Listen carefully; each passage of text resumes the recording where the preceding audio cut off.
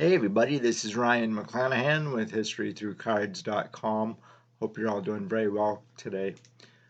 So, in a past video, I told you a story about how I acquired this particular card. It's a 1981 Topps Joe Montana, and I've actually been looking for this card for a very, very long time because it's been on my radar for a very, very long time, and it is a kind of like a memory for me.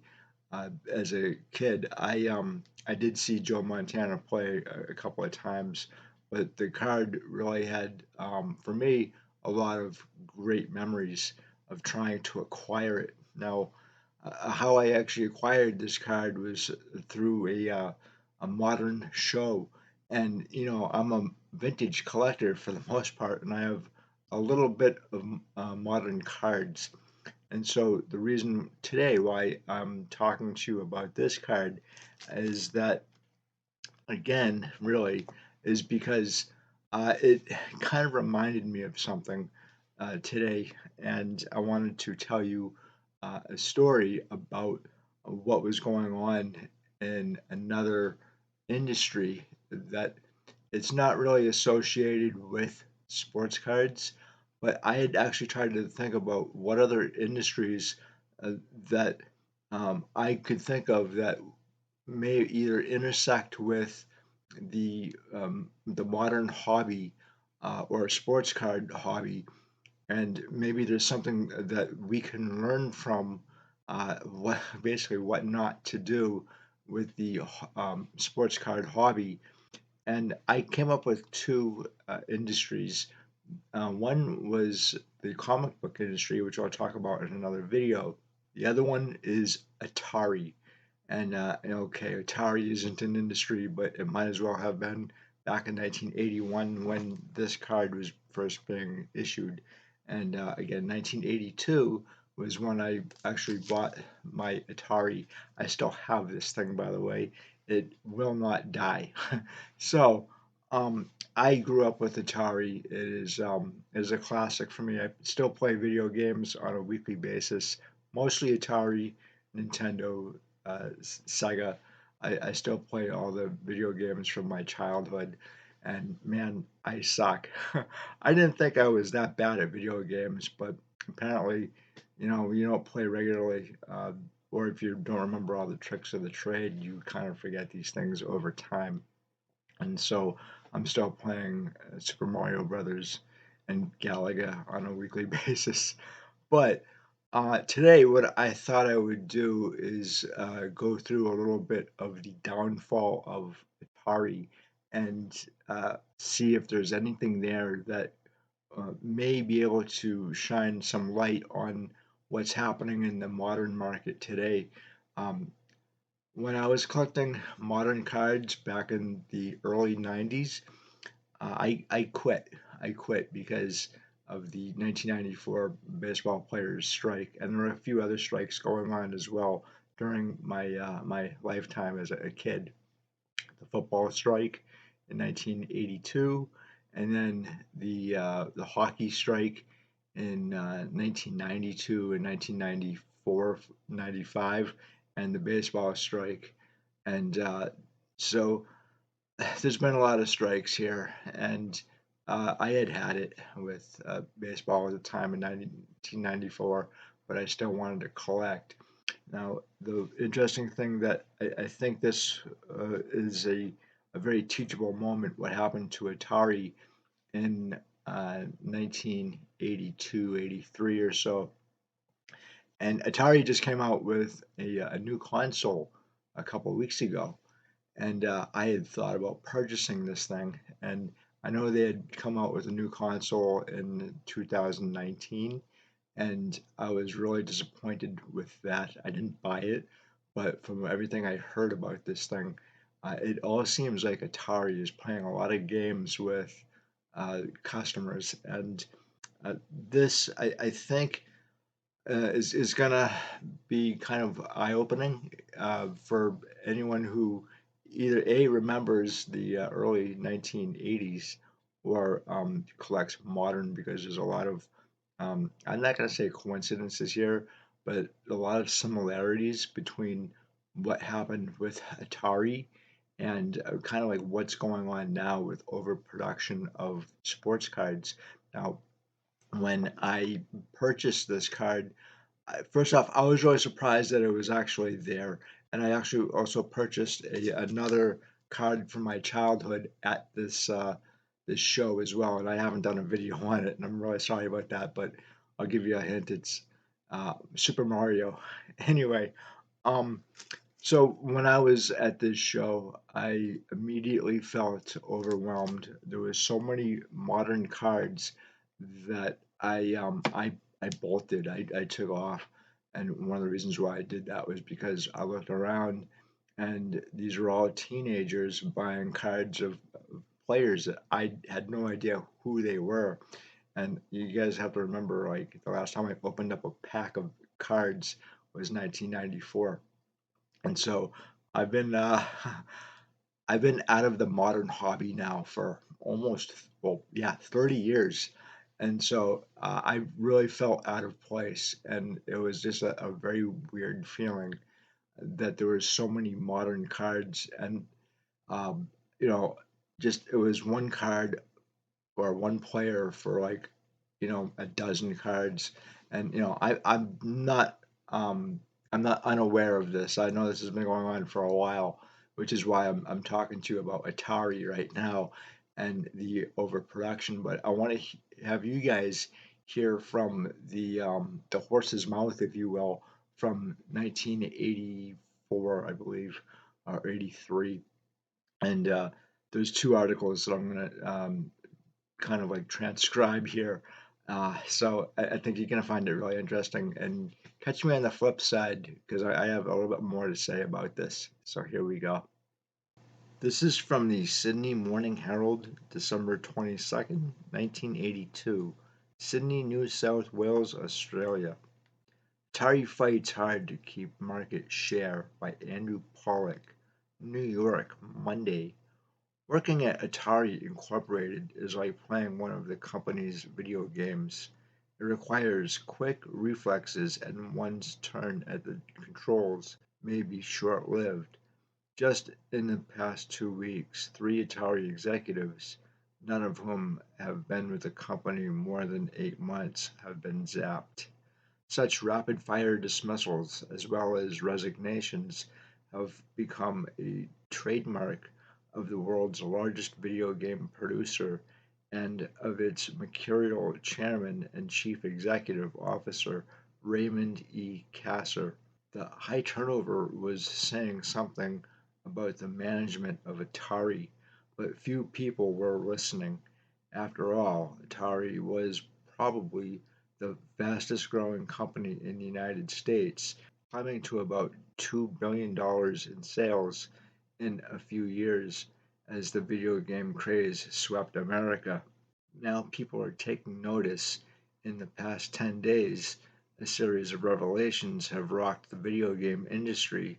The most stunning was the sudden announcement of that Atari's parent, Warner Communications Inc., expected a dramatic slump in December quarter earnings. The first earnings declined in 31 quarters, largely because of disappointing sales of Atari's video game cartridges. The news sent the stock of Warner and other game-related companies reeling and has provoked a major reassessment of a company that has captured as much attention on Wall Street as it has in arcades and family living rooms. Why did this happen so quickly? And why were they not in tune with it while it was building? Asked Richard P. Simon, an analyst with Goldman Sachs and Co., referring to the downturn in cartridge sales. I think one has to clearly question their controls in light of this.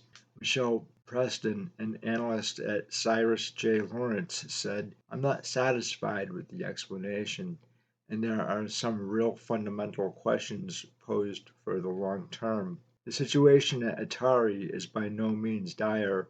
The video game industry in general, and Atari in particular, are still growing, although profit margins are shriveling from intense competition, and Warner still expects to report a 10 to 15% increase for all of 1982, an improvement that would make many other companies jump for joy in a recession. The gain, however, is just not what people had come to expect from Warner and from Atari, which in the first 9 months of this year's contributed about half of Warner's $2.9 billion in revenues and two-thirds of it, $471 million in operating profits.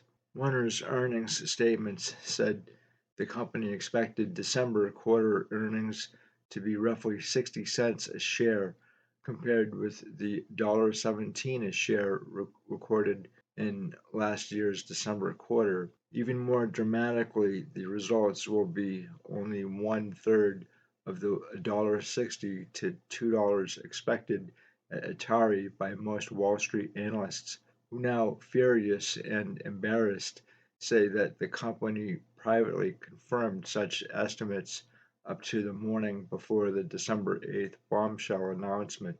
Warner's stock slid more than 16 points in a single day and has continued to fall, closing last Friday at the near $31, down from $33 on December 7th. In addition to disappointing home video game cartridge sales, Atari is facing problems in two other businesses. Its arcade game business had dropped into the red this quarter, and its home computer business, which has never yet been profitable, faces a bloody market share battle. But perhaps even more important than the problems with specific businesses is the question of whether Atari's management is ready for a period in which heady growth and profits will not come as easily. One management problem Atari concedes it has is that its fixed costs have gotten out of line. At a meeting with securities analysts last week, Emmanuel Girard, co-chief operating officer of Warner, said the company would take a hard look at its overheads now that sales were less than expected. Another problem is rapid turnover and a company attempting to develop from a brand of zany engineers into a serious business-like market-oriented concern. In recent weeks, the president of the company's home video game division, a senior vice president of sales and marketing in its home computer division, and the vice president of field sales for the home video games division all lost their jobs after service with Atari ranging from 2 to 8 months. The presidents of Atari's other two divisions, home computers and arcade games, left the company mid-year, and there have been numerous dismissals and resignations in the past few years. The turnover is said to be an inevitable result of rapid growth. Atari has grown from less than $200 million in revenue in 1978 to roughly 10 times that in 1982. Its staff has mushroomed to 10,000 people, spread among more than 60 buildings in California's Silicon Valley, south of San Francisco. The recent slump in earnings comes at a time when the overall video game business is good. Sales for the entire industry are expected to double in 1982 to $2 billion, with the total evenly split between the machines on which the games are played, the hardware, and the game cartridges or software. But as with razors and razor blades, it is the cartridges, not the machines, that are the most profitable. The cartridges cost a few dollars to make and can sell more than $20 retail. According to estimates by Richard Simon of Goldman Sachs, cartridge sales with a 50% profit margin accounted for $180 million of Atari's $280 million in operating profits. Home video games hardware sales accounted for $75 million, and coin-operated games took the rest. When cartridge sales fell short of expectations by the much as 7 million cartridges, results went straight to the bottom line. It began back in October 1981 when Atari met with its distributors and asked them to commit to orders for virtually all of 1982. At that time, Atari had about 80% of the hardware and software market, with Mattel its main competitor. In previous years, Atari had been unable to deliver all of what it was desired, so distributors ordered more than what they thought they would need. But come the middle of this year, the situation had changed dramatically. Numerous companies were in the software business in particular, including Coleco Industries, Activision, iMagic, Parker Brothers, and 20th Century Fox. Other order cancellations began pouring in, and Atari's market share slipped precipitously. Atari was also hurt because it had a weak lineup of games going into the second half. It was depending on games licensed from the movies E.T. and Raiders of the Lost Ark, games that have not been big sellers Atari expected. In the March quarter of next year, Atari will introduce 5 games that are derived from popular arcade games. Such games might restore its market share and could have made a difference if the company had them before Christmas. Gerard told analysts that the company was lulled by its previous success, in particular its home video version of Pac-Man. Though widely faulted for the quality of its graphic display, sold extremely well. It came out just before the competition hit and made Atari think it could sell virtually anything in great quantities, but it couldn't. The events have implications for the entire industry. While Gerard said overall industry cartridge sales are likely to increase again next year, only hit games from now on would bring profits. Each new game will have to be promoted like a motion picture, entailing high advertising expenses. Indeed, Mattel said that despite increasing hardware and software sales, it expected to lose money in its current quarter, partly because of high promotional expenses. Also, earnings of video game companies in the future will fluctuate like those of movie companies, depending on whether the company has hits or not. The events also raise a question about whether Atari has lost too much of its entrepreneurial spirit and creativity. If there is one thing Atari was at its beginning, it was innovative. The company was founded in 1972 by Nolan Bushnell, whose first successful game was a coin-operated ping pong game called Pong. The name Atari came from the term in the Japanese game of Go. At first, the company was a loosely knit band of engineers in T-shirts. One former vice president recalled that at his job interview, Atari executives were worried because he had spent 13 years at IBM. Usually, experience at IBM is considered an asset, but Atari had trouble financing its own growth and began looking for a suitor. Warner purchased Atari for a mere $28 million in 1976. As the company has grown, it has shifted to being market driven rather than entrepreneurial and engineering driven. The company is using its considerable financial resource muscle to license arcade games from others, mainly Japanese companies, to turn into home video games. Some of the games most responsible for Atari's success, such as Space Invaders and Pac-Man, were created by others. Some think Atari has become too dependent on others and has slacked in designing its own games. Some of Atari's top game designers, partly because they did not feel appreciated at Atari, have left for competitors such as Activision and iMagic, which offered them stakes in the company or other incentives.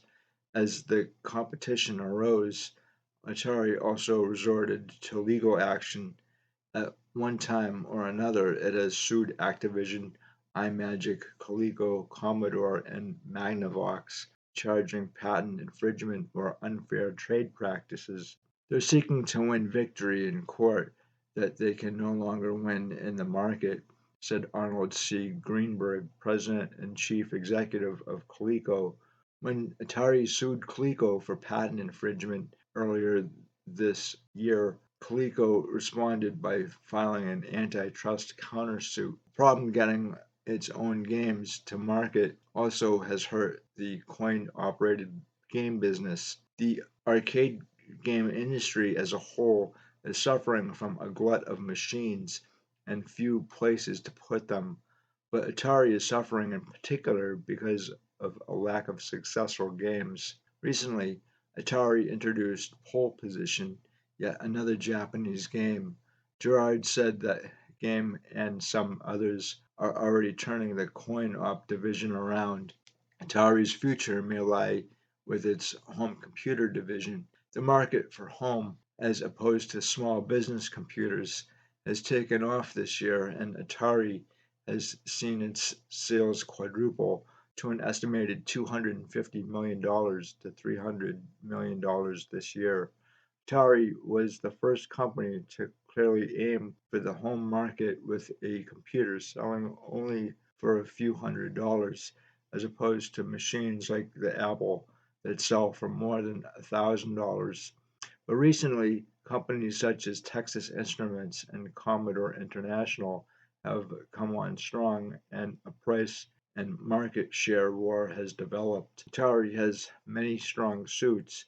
It has a joint venture with Lucasfilm Limited, the producer of Star Wars, to design innovative new games. It has a tremendous advertising budget, estimated at more than $100 million this year, and a prestigious research and development budget of almost the same size. It has hired Alan Kay, a highly regarded computer scientist, as its chief scientist and given him the directive to dream up new products. One new product is the mysterious Falcon project. Atari has said that next year it will introduce a new consumer electronics product, not a game, which will be the basis for a fourth division in the company. Speculation centers on a communications device, perhaps a telephone with computerized functions, or a device to be used with cable television systems. But analysts wonder why Atari is alerting everyone to the product's existence if it is really so marvelous and secret. In the new atmosphere of lost innocence and heightened skepticism surrounding Atari, many would rather just wait and see. This is from the Fresno Bee, July 9th, 1984, Fresno, California. Big changes are forecast for Atari as Tramiel begins cost-cutting bid by Catherine Harris, Los Angeles Times. The day after Warner Communications Inc. unexpectedly sold its Atari home computer and home video business, a young executive pondered a visitor's question in the lobby at Atari headquarters. "How am I doing?" he repeated. "Got a life preserver around. The arms are up," he said, drawing an imaginary circle. He and the rest of the new Atari Corp's 1,100 employees in California learned their fate just 2 days later, when new owner Jack Tramiel fired half the staff. It has been a shattering week for Atari employees. Up until 10 days ago, many Atari executives still believed Warner would give the troubled subsidiary another 6 months to accomplish a turnaround. That was the hallway wisdom, one vice president said privately. But James J. Morgan, chief executive of Atari for the 10 months before the sale, said in an interview last week that he realized Warner could not afford the risk. To Warner, to investors, and to the entrepreneurs in North California's Silicon Valley, Atari symbolizes both the riches and the embarrassments to the reaped in the new technology age. Few other companies have ever caught people's imagination so quickly, soared to such spectacular profits, or tumbled so painfully. In the last 18 months, Atari lost an estimated $875 million, far exceeding the $650 million it earned in 8 years as a Warner subsidiary.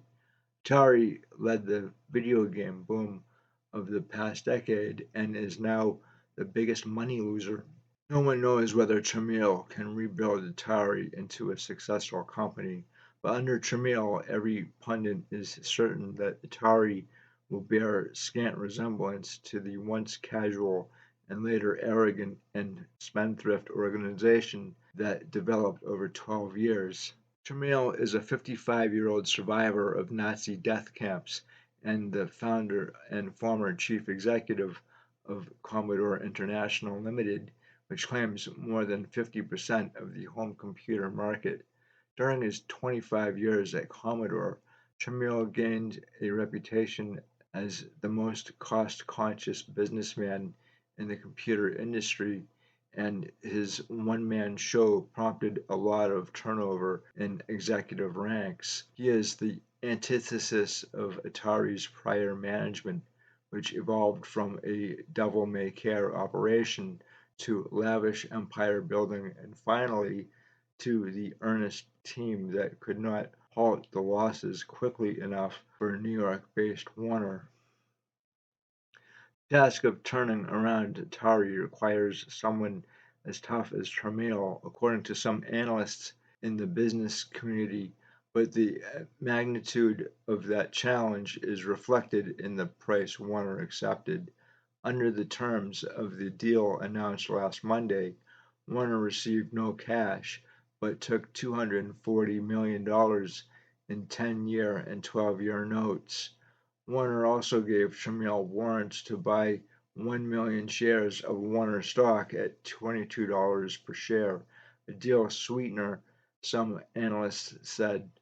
If Atari becomes profitable again, Warner will have hedged its bet by taking warrants that will allow it to acquire up to 32.2% of the new Atari for $28.6 million. Ironically, that sum echoes the $28 million Warner paid to acquire Atari in 1976 when the Atari founder, Nolan Bushnell, and other investors realized that they had to have a big company's resources to finance Atari's potential growth. Atari, which had moved from the founder's bedroom workshop to a Los Gatos warehouse by 1976, eventually spread to more than 60 buildings scattered across Santa Clara County. In its 1982 heyday, Atari employed about 7,000 Californians. Atari's introduction of video game cartridges playable at home fueled its most dynamic growth. Since its 1977 introduction, Atari's video computer system has sold at least 16 million units, and that original game console continues to sell, a triumph in the consumer electronics industry where at least half of the products flaunted at trade shows are deemed obsolete before they can be shipped. With Atari products in the home and in the arcade, the company name became so familiar that Atari became an adjective for Democrats enthralled with high technology. Atari also became synonymous with the arrogance of youthful success, turned to corporate arrogance in the late 1970s and early 1980s, when demand for Atari home video game products outstripped supply. Some former employees say that under Warner, Atari's management became indifferent to game design and treated distributors and merchants with cavalier disregard, setting itself up for a gigantic tumble when dozens of competitors flooded the marketplace, offering products more enticing than Atari's.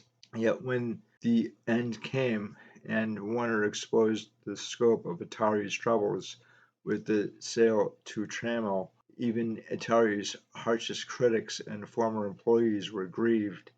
"It's the loss of innocence," said Larry Kaplan, a game designer who joined Atari in 1976 and left in 1979 to help found Activision, the first of Atari's serious rivals. Kaplan, now 35 and a millionaire from the sale of his Activision stock, has not worked in more than a year. He quit Activision in 1982, rejoined Atari for 6 months as a vice president of product development, and then toyed with and rejected a number of new company proposals. "I want to be young and do Atari again," Kaplan said as he pointed out old Atari sites to a visitor last week. "Success was an accident. I like games, so I went to a game company," he said. "I should find the next thing, but I'm not a prophet or seer." Kaplan does not expect resurgence in the video games for another 3 to 5 years. In his view, the popularity of varying entertainment forms is bound to ebb and flow. Motion pictures and recorded music suffered during the height of the video game craze. Now those attractions are enjoying a strong year. Kaplan and others, including Atari's most recent chief executive, Morgan, believe that the home computer market has a different problem. Home computers do not yet offer services other than word processing that are not easier to do by hand, Morgan said last January. In a brief interview at Atari headquarters last week, Morgan said that the home computer is still having problems finding its niche, contradicting industry analysts who believe that 1984 sales will exceed last year's. Morgan said that unit sales of home computers declined 30% during 1984's first 5 months. "I'm sad for the people at Atari who worked very, very hard," Morgan said Tuesday, the day after the sale, when he came to work in blue jeans to wrap up some of his business affairs. Morgan said that he feared the last 10-month effort will probably go unnoticed, and added that he personally felt very empty. Morgan refused to say when he learned of Warner's decision to sell most of Atari's assets, other than to say he learned at an appropriate time, but he noted that he had been a staunch advocate of Warner's earlier efforts to enlist New York Philips, the giant Dutch electronics company, as an investor or partner. So there's a lot here to chew on. There's a lot here to learn from Atari that, I think that the modern hobby could actually learn a lesson from. Um, we're dealing with business. And so I've been in the hobby now for a very long time. And, a lot of what's going on in the hobby now, it's a little bit different than it was when I was a kid. Obviously, the technology has changed, as has Atari, right? So I kind of, as my generation, Gen X, we have kind of seen the implementation of video games from Atari and the technology and how awesome video games have gotten in the last 40 years. And, same with the hobby as well. So I would actually say that the modern hobby starts in 1981, and I do have a fairly lengthy article about why I think that's the case. In the 1994 baseball players strike, the hobby got really lucky that it didn't crash completely. It only crashed, or it went down 40% of what it was prior. And I'm actually going to go through a few other videos to show you guys how this happened and what happened after the crash. I don't think you can blame the 1994 crash on economics. Basically, what was going on was speculation, which aided in the crash of 1994 through 1998. And again, it took like what 4 or 5 years for the hobby to get back on its feet. And for Atari, it's still around, but it's obviously just a sliver of what it once was in 1982. It's taken 40 years for that company to really come back, and I don't even think it has come back. It's really kind of like my generation who remembers that video game company very well for the most part. And actually, what made Atari really great was the game cartridge, the packages, the artwork is what made Atari awesome. Because when you were playing it, it wasn't really anything to write home about for the most part. There were some really great games, don't get me wrong, but for the most part, um, it left your imagination to visualize what was being played, really what was going on when you plugged in the Atari.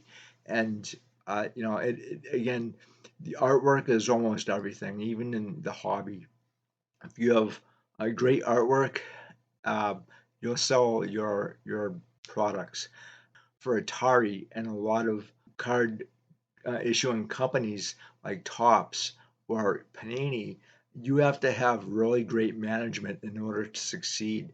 And Atari had some pretty good management, but when they got bought out by Warner, Warner really didn't have a clue of what was going on, their parent company, and they came in there expecting to know really everything, and they ruined the company culture. And I kind of suspected that would also happen with a lot of the card manufacturing companies like Topps and Panini, and maybe a few others. Fanatics comes to mind as well.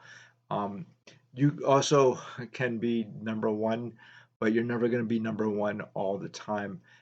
So Topps was number one for a very long time, from 1956 to 1981, when it was declared a monopoly in 1981 and broken up. So you're never going to be number one forever. And people's tastes, they also change over time too. And again, as I say with Atari, my generation is the one that remembers it. So it's really kind of like our childhood. You guys can check out Tim Lapatino's great book, Art of Atari. And this is a really fantastic book, and it's going to tell you guys everything about the company for the most part. It doesn't really go too much into what I have said in these two articles here. So I thought that reading and learning from Atari and their mistakes might help the sports card hobby, and hopefully the sports card hobby doesn't go down the same road as Atari or even the comic book industry, which I'm going to talk about in a further video. Overproduction is a huge problem with the modern side of the hobby, and this isn't something new. It's been going on for at least 10 years or so. And Joel Shorn said uh, in a interview that he thought that overproduction was great. He wanted cards for everybody in every single aspect, and it didn't matter what it was. He thought the more cards, the better. Well, unfortunately, supply and demand also destroyed Atari as well, because Atari came out with too much product and they couldn't sell these stupid things, and they couldn't do anything with them. So they took a lot of, especially ET cartridges, and put them in a landfill, especially with Pac-Man too. And Pac-Man is actually a really popular game still today, and it's an iconic figure. Pac-Man is, but there were so many video games that they they destroyed themselves, and it was also bad management as well. Now, the majority of companies today will only last about 20 years or so, compared to companies from say 1960, in which in 1960 the average company lasted about 50 years. So we've seen a huge decline in the average life expectancy of a company since at least 1970. And we've seen it go from 50 years to 30 years to 25 years and now 20 years. Usually seems to be the maximum life expectancy of a company. And so no matter how popular your company may be, we've seen this in the hobby going back to at least 1909, right?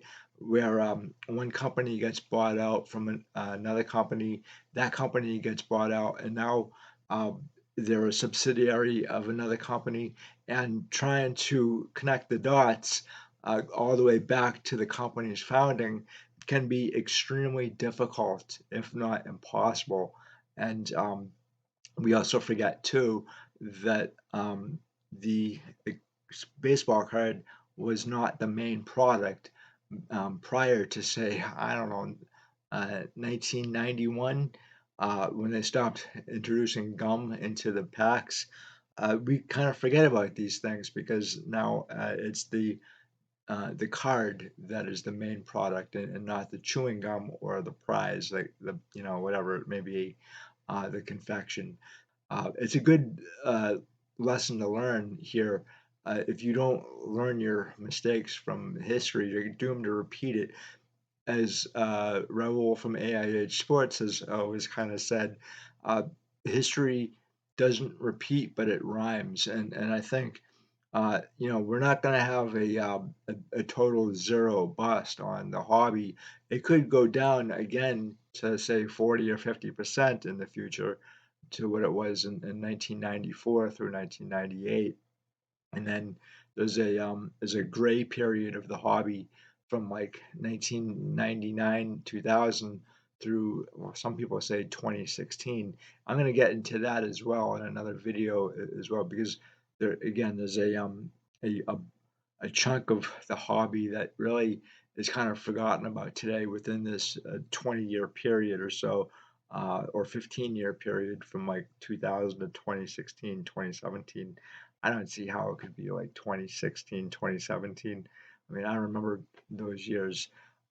But after a few years, your memory does kind of seem to fade. Everything kind of gets blurry after a while, and so I could see how people could forget over a 15-year period of time. But this today I thought was really interesting.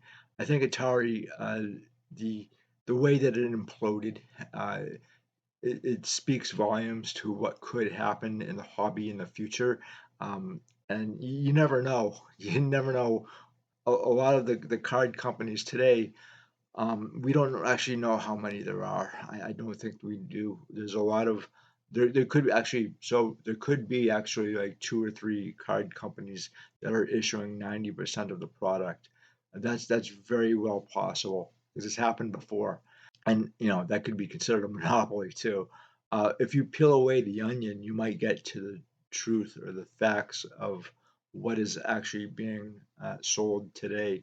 And again, it's also made very difficult too for modern collectors who are paying $2,000 plus for a box of cards. And I hate to say it, but in my day, uh, a 36 count box of cards probably cost you maybe $40, if that. It was very reasonable, and you could buy an entire box of cards, and it wouldn't break the bank. Whereas today, you're buying a very small pack of cards, or a box of cards that maybe have like four packs in it, and maybe six cards or 12 cards each. And where's the value for the collector there? I don't think there is one. And this is a real interesting thing. uh, the only one who's really making out on that deal is the card companies, I think. But you guys could tell me in the comment section below whether or not I'm way off base on that. I just don't see that there is any value in modern cards today unless you're a flipper. And again, you guys could tell me. You probably know better than I do because I haven't been in the modern hobby since 1994, though I try to follow this stuff as much as possible, which is why I really enjoy checking out other people's channels, especially Dustin, the sports card dad, and others, because they kind of keep me up informed with this stuff. And here's the other thing too: is the more knowledge that you have, or the better informed you are, the better off you're going to be, and the freer you're going to be as well, economically free.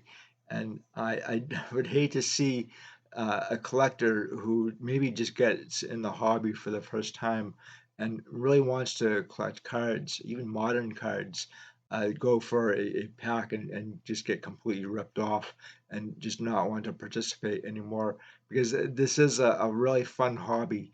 And me personally, I've learned so much from the hobby over the last 30 years. I've met a lot of amazing people, and I continue to do so. And so this is kind of like me giving back to all of you guys a little bit of my knowledge, although I would never say that I'm the smartest guy in the world. Far from it. But I do know quite a bit. I have been in the hobby for like 30 years, the vintage side at least. And so this is, for me, a little bit of kind of contributing back to the hobby in my own personal way. So guys, thank you so much for stopping by. I really appreciate it as always. Let me know what you think of Atari, or anything that I had said in these articles, because I think there's a lot here in those articles that can be applied to the modern portion of the hobby, or even the vintage side too. So, guys, thanks again. I really appreciate it. Have a good day, and I'll talk to you later. Bye.